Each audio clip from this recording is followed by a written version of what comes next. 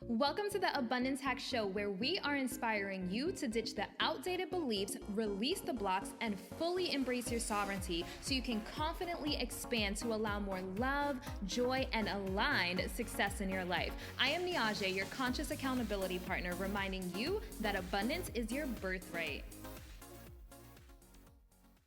Hey M&Ms, thank you for tuning in to the Abundance Hack Show. What are you manifesting in your life today? A couple of things before we get started. One, what are you manifesting in your life right now? I am asking this question on Instagram every Monday because I have officially launched Manifestation Mondays. It is sound therapy sessions that are designed to help you accelerate manifestation. So head over to Instagram and tell me what you're manifesting in your life. These sessions are available virtually and in person. So if you want more information about that, you can find out more information on my website, niajae.com. That's niajae.com. And then the second thing is, where are you tuning in from? This podcast is on so many platforms. It really helps me out when I know which one is your favorite. So take a quick screenshot and send it to me on Instagram, or you can post it on your story and tag me so I can share the love. But it really helps me out to know where you're tuning in from so I can make sure that I'm paying attention to your favorite podcast platform. All right, so today we are talking about the crown chakra. We're at the end of our chakra deep dive. I've gone over all 7 chakras. We've gone over root chakra, sacral chakra, solar plexus, heart chakra, throat chakra, and third eye. That brings us to our crown chakra. If you didn't catch any of the previous chakras, make sure you go check that out, because the purpose of me doing this is so you have the awareness when something feels out of balance, when something feels like it's not aligned, you have the awareness, because everything has to work in harmony. That is the purpose of the chakras, to have them all working in harmony, all aligned. So it's important that you have awareness around all 7, because I know that we gravitate towards certain things. I am a super creative person, so I love diving into the sacral chakra, or everyone, needs love. So it's easy to know a lot about the heart chakra, but everything has to work in harmony. So it's important that you have awareness of all 7. So if you didn't catch one of them, definitely go back and check it out. All right, let's dive into the crown chakra. So this one was really interesting for me to do some research, and I think it helped me solidify how I felt about certain things pertaining to religion and spirituality. So I just want to say that I know everyone has their own beliefs, and I respect everyone's beliefs, everyone's religion. So this is not to say anything is right or wrong. I'm just simply sharing information. So, let me know how you feel about this. I am always open to hearing different perspectives. So, the element for the crown chakra is thought. It's pure light, cosmic energy, and the source of creation. And the color is violet, which obviously I'm a huge fan of. It controls our connection to our higher self, and it governs interaction and communication with the universe and our sense of inspiration and devotion. It is our deep wisdom and our pure thought. So when I hear pure thought, what comes to mind for me is thought without ego, without pride, without fear, without judgment, without blame, without, there's a word that I'm looking for, preconceived notions. So it's pure thought without all of those different elements or layers or lenses, because we view the world through a specific lens. So if you're someone who's fearful, you view the world through a lens of fear. So this is pure thought without all of these different layers or lenses. So that's what I think about when I think of pure thought. So this is just that core version of you, that higher knowing, your higher self. That's how I envision it. So an underactive crown chakra, and just a quick recap, underactive means that it's blocked or it's not getting enough energy. So an underactive crown chakra shows up as an inability to let go of materialistic needs. detachment from the world around you, detachment from your body, disconnected from humanity, and an inability to empathize. So, this is no connection to your purpose. It can show up as boredom or lackluster. It can show up as extreme skepticism and isolation. So when I think of isolation, I think of extreme introverts, like people who just don't want to be around anyone and they go and like lock themselves in a cabin in the woods for like months on end. To me, that is an underactive crown chakra because I believe that we need connection. So that's just my opinion because I know that there's a lot of people that like being an introvert and needing time alone, but like extreme time alone. So it shows up as stuck energy that prevents you from being able to meditate or really tap into your feelings. So I also see an underactive crown chakra being someone who is an atheist or doesn't believe in spirituality or religion or God or the universe at all. So that's a blockage in the crown chakra. So an overactive chakra, so quick recap, an overactive chakra is when the chakra is receiving too much energy because too much of anything is a bad thing. Like ice cream is good, but too much ice cream is not good. Working out is good, but working out too much is not good. So this is when the chakra is receiving too much energy. So an overactive crown chakra shows up as a disconnection from your physical body and earthly matters because you think you're above it. So an underactive chakra is a disconnect from your body where you're not feeling anything, you're kind of numb.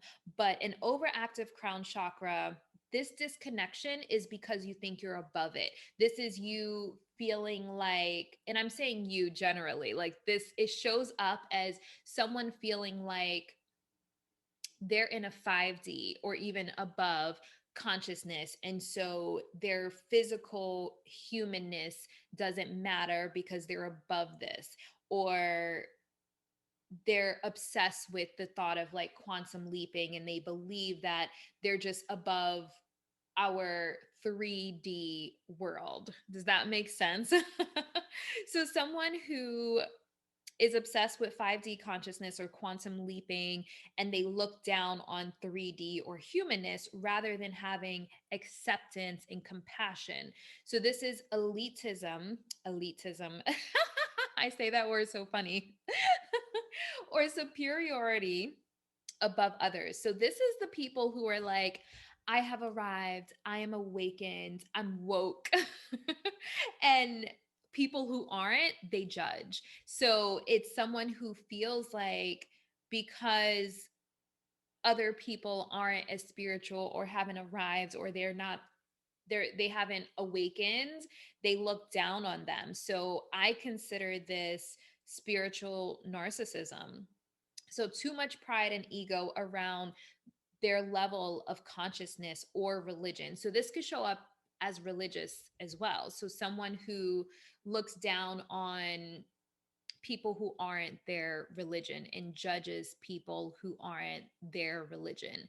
So, yeah, this I know when we get into religion it gets a little sticky, so definitely not trying to offend anyone. We're simply just talking about chakras, so don't take offense to this.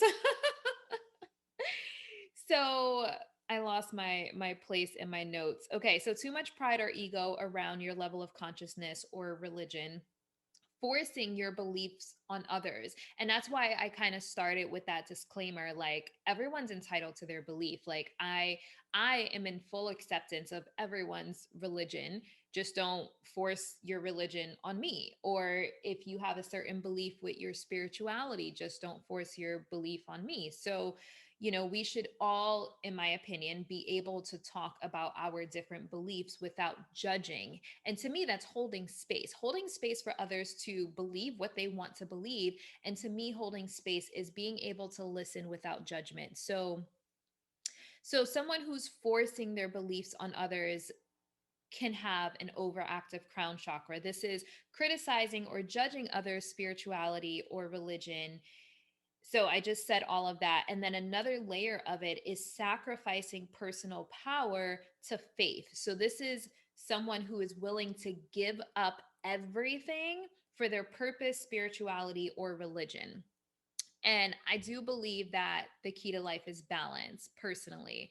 And I think that someone who is a minimalist, for example, that says, oh, I don't need any material things because of their spirituality or religion, like they just give up everything. Like, we have to live. We're here in this human experience to enjoy, to have things, as well as live our purpose. So you're not here to just live your purpose and be a vessel and not enjoy this human experience. Like, and then having things and experiencing things are teaching you the lessons that you're meant to learn in this human experience. So people who are just extreme with living their purpose or being a minimalist, or a healer who just devotes all of their time to healing people, or serving with no regard for their own health, for their own happiness, for their own self-care, and they don't have boundaries. They're just, I'm here to serve. I am here to serve, and so how I feel doesn't matter. I'm here to serve, so the universe or God is going to take care of me. I am here to serve. This is my purpose, so nothing else matters. My happiness doesn't matter. My health doesn't matter. So this is like that extreme case. Now, obviously, I believe that purpose is important. I believe that we are vessels that are here to serve, and I had to, took me a long time to sit with the whole vessel thing. If you haven't listened to my episode Confessions of a Stubborn Vessel, go check it out, because I am that stubborn vessel, because I'm like, I'm here to live my life. And so this is an interesting chakra for me, you guys. I would love to open this up to hear feedback, because I, just being in the healing space, there's so many healers that feel like, oh, I can't charge for my services because I'm here to help heal people. And so I think having a healthy understanding of purpose, and a healthy balance between, and I talk about this all the time, a healthy balance between serving and receiving, because everything is ebb and flow. Everything is ebb and flow. If you just give, serve, serve, serve without receiving, you're going to empty your cup and not have any more to give. You're going to become depleted. So it's an ebb and flow. We're here to receive and to give. So let me not go down that rabbit hole if I don't want this episode to be an hour. So let me move on. A balanced chakra is wisdom, it's connection to your higher self. And when I think of higher self, just like I said, pure thought, higher self is your pure thought without the fear, the programming, the resentment, the judgment, the ego, the pride. So your higher self is your pure thought, who you are at your core without all of those layers. It's self-awareness, being aware, because sometimes people are not aware of how they're showing up. They're not aware of their humanness. So having compassion for your humanness, I think, is really important, because sometimes we make decisions or we feel a certain way, and then we have shame around how we feel. So I am I subscribe to the belief that we can't get it wrong. So Abraham Hicks, she says this, like, you can't get it wrong. And I subscribe to that belief, because I feel like we're here in this human experience for a reason, to experience things, to make mistakes, to learn from them. So sometimes when we feel a certain way, or we have a certain craving or desire, we are experiencing shame around that. But I don't believe that we should have shame around our desires. I don't believe that we should have shame around our feelings and our emotions, because they're there for a reason, to teach us something. So our higher selves don't have shame. So when we experience things like shame, that's our humanness. But we are human. We're here in a human experience. So we shouldn't have shame around that. So that's kind of how I feel about like higher self and self awareness. Just know that like we're here in this human experience. So having self compassion and self acceptance for yourself, for your humanness, I think that's really, really important. So a balanced crown chakra shows up as connection to others because we are all one. We are all love, and having empathy, having acceptance, connection to nature and the universe. So, connection to nature, just really understanding that everything is a cycle. I used to hate bugs, for example. And I mean, not that I love bugs now, but I understand that like bugs are a part of the cycle. Like it's a part of nature. Like we're all connected. And recently I grew butterflies, and it was a really magical experience to see them cycle through from a caterpillar to a cocoon to a butterfly. Like the universe, the world is like miraculous. So just that understanding of how amazing and miraculous this world truly is.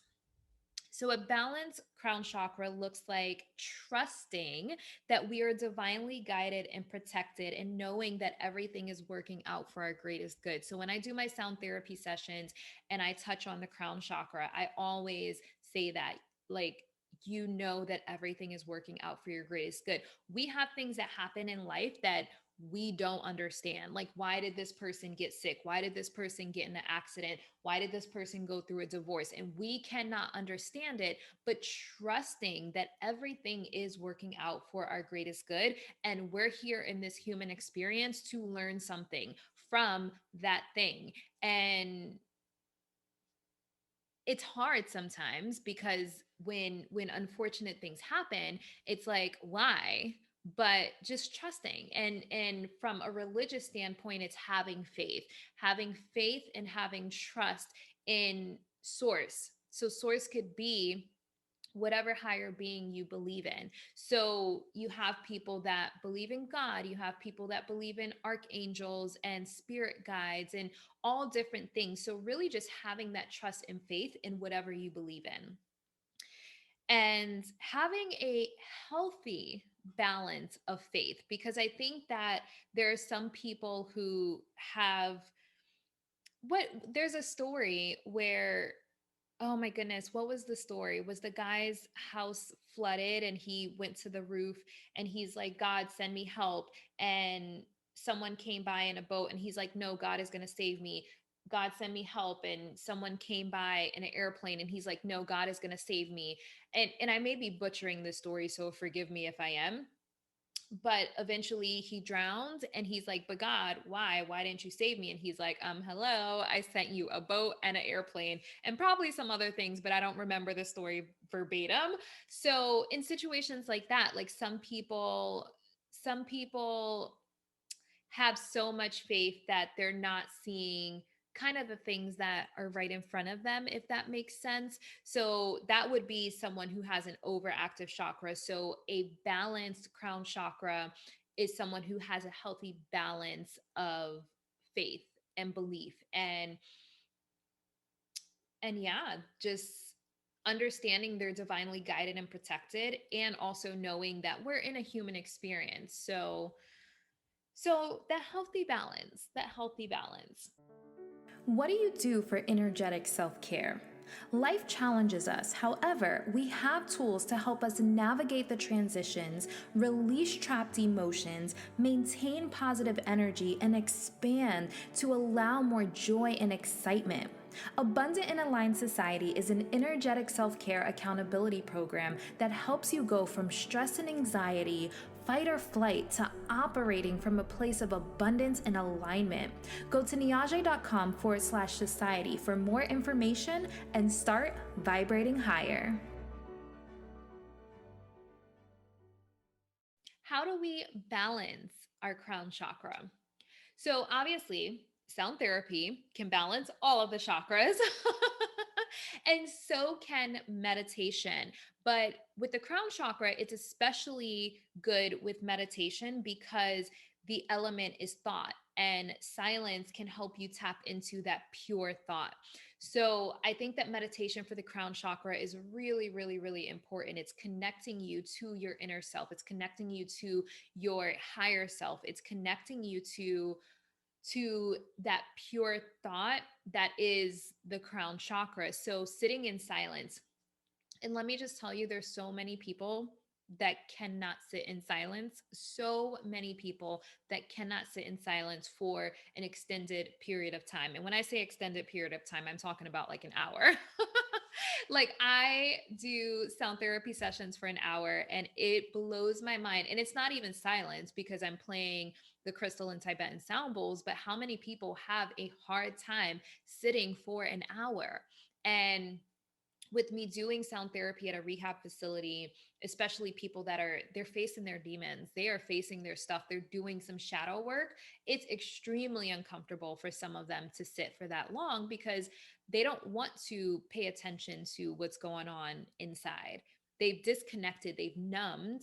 And so for meditation, for the crown chakra, it's especially important to sit in silence, to be able to observe the thoughts that are going on in your head. And I share this with them too, because a lot of them are like, I can't meditate.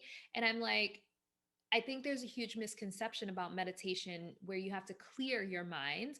But the first step of meditation is observing what's going on in your mind. So sometimes people don't want to observe it because they're not happy with what they're observing. But that's the work. That's when you lean in and say, okay, whew, we got to do some spring cleaning in here, you know? So that's how I see it. And I think that meditation is especially important for the crown chakra. Another way is EFT. So EFT is tapping, and I am a huge, huge, huge advocate for tapping. And what tapping does, it taps on your meridian points. It taps on your different meridian points. If you're listening, I'm tapping some of the different areas. So I did an episode on this, really, really great episode, and the way the lady explains it is our emotions are like a water hose and they flow through the water hose. But if there's a knot or kink in the water hose, the water doesn't flow through. So, what it's doing when you're tapping on the different points is it's loosening that kink, it's loosening that knot so your emotions can flow. So I did some sessions, I did some EFT sessions, and when I tell you stuff came to the surface, whoo, stuff came to the surface. And it's stuff that I didn't even know that I was suppressing. I didn't even know that it was buried. And that's the thing, our subconscious buries things and sweeps them under the rug, stuffs them in the back of the closet, and we don't even know we're holding on to things. So EFT is really amazing to connect back to your body, to connect back to your emotions, to get back to the pure thought, because the stuff that we suppress is a layer or lens that we're now seeing the world through. So if you can observe it and release those layers and lenses that are not serving you and get back to your pure thought, that is powerful. So powerful. So EFT is a great way. And going out in nature, I think really helps all of the chakras, but going out in nature and just really observing the cycle of life, I think is really amazing and will help you balance your crown chakra. And then this one is interesting. It's not something I've actually tried for this purpose, but I did find this on the internet and it says fasting. And I know that like intermittent, goodness, there's certain words that I just get tongue tied on, but fasting has become popular with intermittent. I'm not editing that out, but intermittent fasting has become popular recently. And what it says, how this helps balance the crown chakra is it acts as a form of spiritual nourishment rather than bodily nourishment. So it's a really interesting concept. I would definitely recommend, if you're going to try it, to consult with a doctor. Don't say Niajae said to fast and then you're starving somewhere, okay? It's not something that I've tried. I'm not a fan, honestly, of fasting because I really love food. I really love food. Yeah, I love food. So I'm being a little silly here, but those are the ways that you can balance your chakra. Obviously, sound therapy is, you know, I'm biased. I say is the best way to balance your chakras because it also is a form of meditation. So it's knocking out the sound therapy and the meditation part. EFT is amazing. Going out in nature, just observing the cycle of life and soaking up the energy of the earth, like the earth's resonance, grounding, and then fasting. But again, if you want to try fasting because you're trying to get to that pure thought, definitely be like take full responsibility for your own health and well-being and make sure that is something that you can do. All right, guys, that is the crown chakra. So I would absolutely love to hear your feedback and hear what you think about it because I know it gets a little sensitive when we start talking about religious beliefs and spiritual beliefs, but that is why I want to create this podcast to start the dialogue so people don't feel scared or hesitant to talk about their specific beliefs. And I think this one is a hard one too, because if you were raised a certain way, if you were raised a certain religion or with a certain religious belief, this can be something that brings up a lot for you when you say, hey, I don't necessarily believe that. I believe this. And sometimes there are families that, you know, fully reject people because of their decision to not believe how they were raised, believe in the religious beliefs that they were raised by. And I didn't think that religion was that big of a deal in my bubble of life until I dated a guy who was Catholic.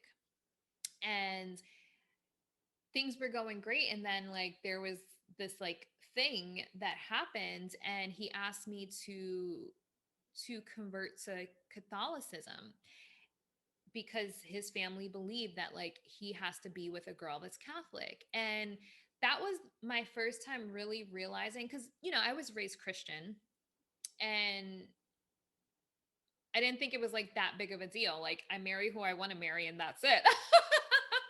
Like, I don't think my family would be like, ugh, he's not Christian, you can't marry him. Like, no. So I didn't in my box, because we have our how we see the world in our little box, because there's a big huge world out here with so many different like religious beliefs and like cultures and all the things. But in my little bubble Niajae world, I didn't think religion was that big of a thing until that moment. And I was baffled, like, really? Like, you want to not date me because your family is upset that I'm not Catholic? Like, and it really opened my eyes. And I'm sure people who were raised in a super religious environment are probably, they have a completely different view than I am, than I have, because they've experienced it, where like, no, my family will not let me date anyone that isn't of the same religious belief. So I know that this is a really sensitive topic.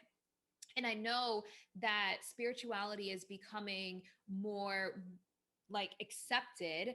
However, I know that there are still some people that probably feel extremely uncomfortable talking about it because they don't want to be rejected by their family, maybe even by their partner or friends. So I just want to say, I created this space so you can have a voice. So if there is something that you want to share, or even if it's just with me and it's not like publicly, because you want to be heard, I created this podcast for that purpose. So I would absolutely love to know how this lands for you, and how you feel hearing some of this information, how you were raised, because I think it's a lot of programming that goes into this specific chakra, a lot of programming.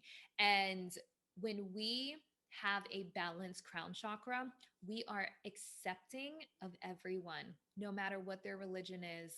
We are all love.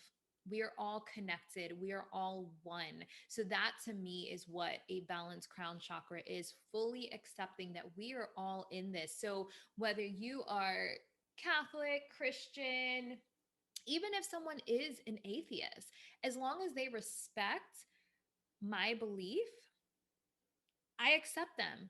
I accept them. I accept everyone's belief for what they feel serves them. And to me, that is a balanced crown chakra because, again, we are all love. And I'm a huge fan of Marianne Williamson's A Return to Love. It is her interpretation of A Course in Miracles, which I haven't read the whole thing, but I have an understanding of it from Marianne Williamson's A Return to Love, because A Course in Miracles is a really thick, intense book, but she breaks it down in such a beautiful way. And I believe that is our purpose in this humanness, in this 3D dimension, to learn lessons, to have a human experience, to return to love. So everything that we're experiencing in this lifetime is teaching us lessons, is helping us break generational patterns to return back to who we are at our core.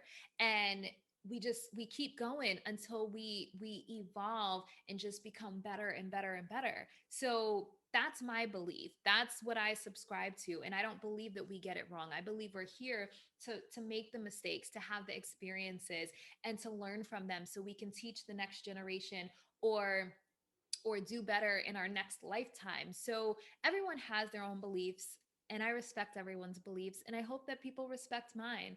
So that's the crown chakra. So we are done, all 7 chakras. I would love to hear your feedback on what you thought about this chakra deep dive, and which chakra did you learn the most from? Which one would you say you have a repeated imbalance in? Because I think our programming creates imbalances in our chakras. Like for me, because I moved around so much, I have to work on making sure that my root chakra is balanced, because that's home, that's security, that's stability. So because of my programming in childhood, it's a chakra that is the most prone to be imbalanced. So I'm aware of that. So having the awareness is helpful. So I would love to hear what you have newfound awareness around the chakras, and which ones you think that you have to just be more aware of so you keep them in harmony, because that's what it's about, harmony and alignment. All right, guys, I am done. Thank you for sticking with me through this, what I know can be a sensitive topic for people, and through my tongue twister words that weren't coming out right today. But like I said, I'm not editing it out because we're keeping it real. All right, let me stop being silly. Okay, until next time, be decadent. Thank you for tuning in to the Abundance Hack Show. I would love to hear from you. Leave your comments and questions, and don't forget to subscribe so you don't miss any of our yummy episodes. Every time you leave a 5-star rating or review, I do my happy dance.